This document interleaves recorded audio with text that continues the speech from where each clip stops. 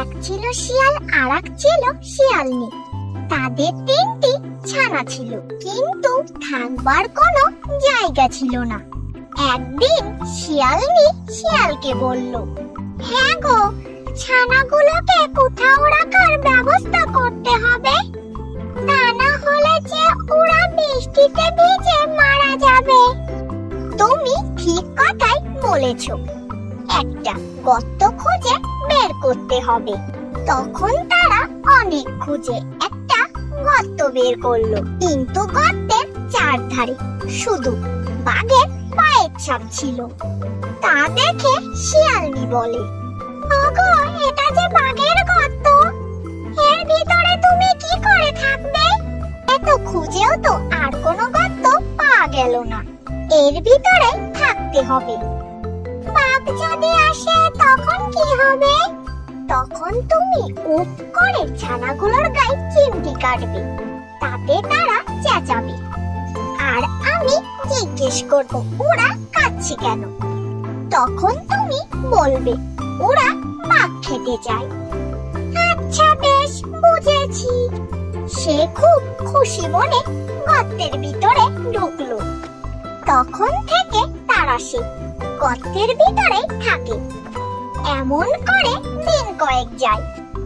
শেষে একদিন তারা দেখলো যে ওই বাঘ আছে।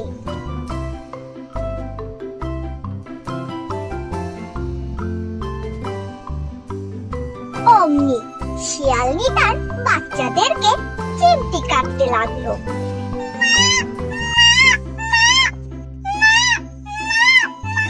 তখন ছানাগুলি যে চেঁচালো, তা আর কি বলবো। শিয়াল তখন জিজ্ঞেস করলো, কি গো খোকারা কাঁদছে কেন? ওরা যে বাঘ খেতে চাইছে, তাই কাঁদছে। বাঘ এই কথাটি শুনে ভাবে, বাবা, আমার গর্তের ভিতরে না জানি ওগুলো কি ঢুকে বসে রয়েছে, নিশ্চয় ভয়ানক কিছু হবে, নইলে কি ওদের খোকারা বাঘ খেতে চায়। আর বাঘ কোথায় পাবো? যা ছিল সবই তো এদের ধরে এনে খাইয়েছি। তেমন বললে কি হবে? যেমন করে পারো একটা বাঘ ধরে নিয়ে আসো।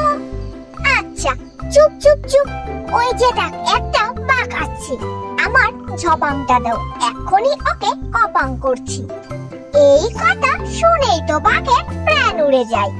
সে ভাবলো, ভাগো, এবেলা পালাই, নইলে না জানি কি দিয়ে কি করবে। এই বলে বাঘ এক দৌড়। শিয়াল চেয়ে দেখলো বাঘ লম্বা লম্বা পা দিয়ে ছুটে পালাচ্ছে। তখন শিয়াল আর শিয়ালিনী লম্বা নিঃশ্বাস ছেড়ে বলল, যাক, আপদ কেটেছে। বাঘ তখনও এমনই ছুটছে যে তেমন আর সে কখনো ছোটেনি।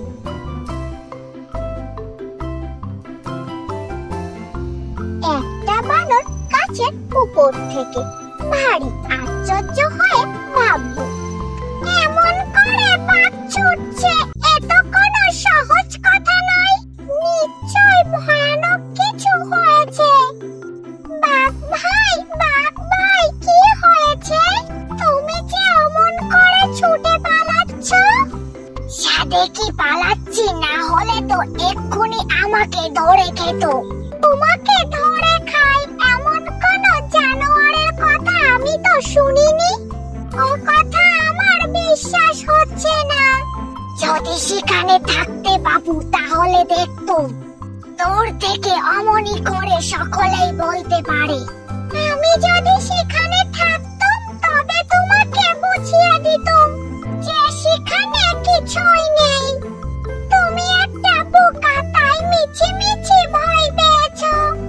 বটেই, আমি বোকা, আর তোমার বুঝি ঢের বুদ্ধি। চলো তো একবার সেখানে যাই। যাবো বই কি, যদি আমাকে পিঠে করে তুমি নিয়ে যাও। আই হবে, চলো, আমার পিঠে চড়েই চলো। সে বানরকে পিঠে করে আবার গর্তের দিকে চলল। শিয়াল শিয়ালনি বাঘকে বানরকে পিঠে করে নিয়ে আসতে দেখে আবার বাচ্চাগুলোকে চিমটি মারলো। ছানাগুলিও ভূতের মতো চেঁচাতে শুরু করলো। তখন শিয়াল শিয়ালনিকে বলে, আরে থামো থামো, এত চেঁচিও না, অসুখ করবে। আমি বলছি যে যতক্ষণ না এদের একটা বাঘ এনে খেতে দেবে ততক্ষণ ওরা কিছুতেই থামবে না। আমি যে ওদের বাদর মামাকে বাঘ আনতে পাঠিয়েছি, এক্ষুনি সে বাঘ নিয়ে আসবে, তোমরা থামো। ওই যে তোদের বাদর মামা একটা বাঘ ধরে এনেছে, আর তোরা কাঁদিস না, শিগগিরই আমার ঝপাংটা দে, কে কপাং করি। বানরের এতক্ষণ খুব সাহস ছিল, কিন্তু ঝাপাংয়ের কথা শুনে আর সে বসে থাকতে পারল না। সে এক লাফে পালিয়ে গেল। আর বাঘের কথা কি আর বলবো, সে যে সেখান থেকে দিল ছুট, আর কোথাও সে দাঁড়ায়নি। তারপর থেকে শিয়ালদের কোনো কষ্টই হয়নি, তারা গর্তে থেকে সুখে শান্তিতে দিন কাটাতে লাগলো।